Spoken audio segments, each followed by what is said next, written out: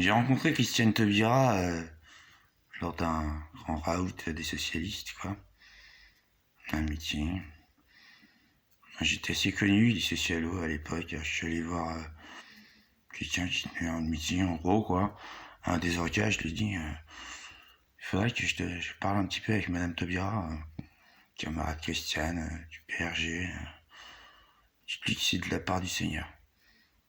Moi, j'ai dit, c'est de la part du Seigneur. Il dit, ouais, la laïcité du ça, je m'en fous, là. C'est de la part du Seigneur, vous lui direz. Christiane Taubira, elle a une sensibilité chrétienne, elle comprendra. Bon, après, il y a quelqu'un d'autre qui vient me voir, qui fait, elle voudrait savoir qui vous êtes. J'ai dit, je suis Cerbère.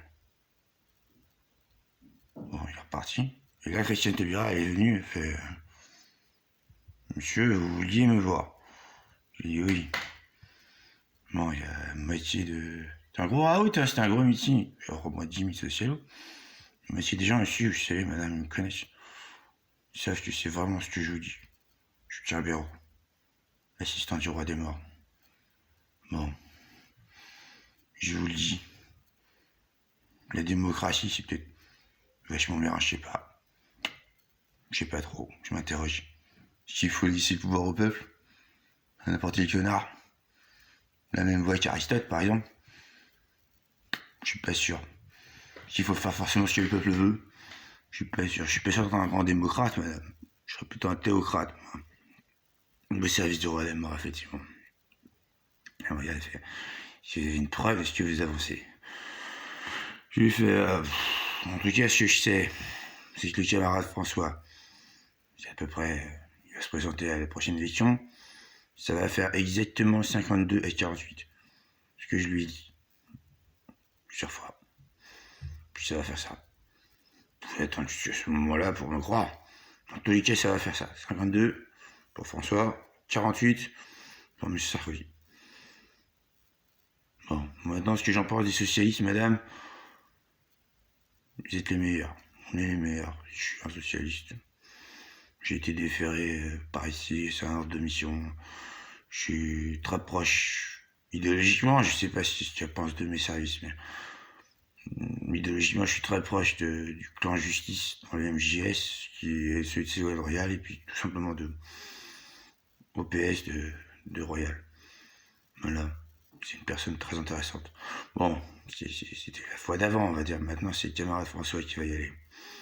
Pas exactement votre tasse de thé au niveau économique, mais vous, il va vous faire garde des Sceaux, Madame Taubira. C'est sûr, ça. J'ai écrit. Vous êtes prophétique comme ça. Vous ne pourrez pas changer ça. Elle me dit, vous savez, bon, la justice, c'est effectivement quelque chose qui est très important pour moi. Bon, je prends ça comme un oui. Comme un assentissement. Tout à fait. Ceci dit, je ne sais pas si... Moi, je sais pas, je vais faire mourir tout le monde ici. Si vous voulez voir, je suis vraiment l'assistant du roi des morts. Quoi? Ah, on vous a pas prévenu? En coup, le faucheur. C'est mon ami. C'est ce qu'on appelle la mort en français. C'est juste mon ami. Vous me croyez ou faut que je tue quelqu'un d'autre? Elle me dit, je fais bon, on va prendre de manière plus posée. Je suis pas que déféré au service du roi des morts, j'ai l'ordre d'Hadès, je vous le dis, en anglican. Je suis également le chien d'Allah. Comme dans la hadith du prophète, il est dit qu'à la fin des temps, ce n'est pas un prêtre qui enverra bien son chien.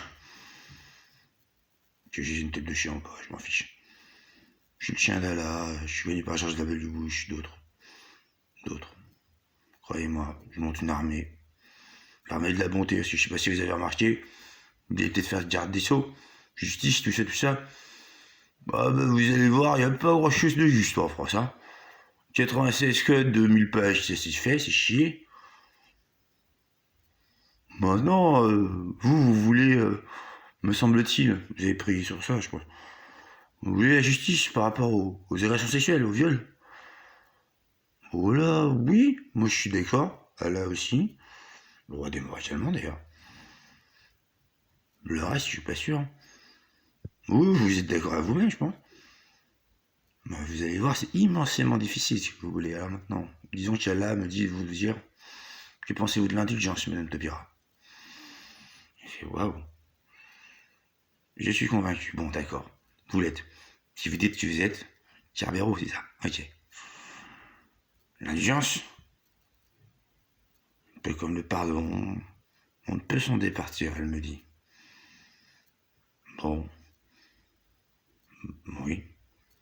Pour moi, le pardon, c'est un peu au-dessus de l'indulgence et la miséricorde au-dessus du pardon. Bon, mais disons la doctrine du pardon.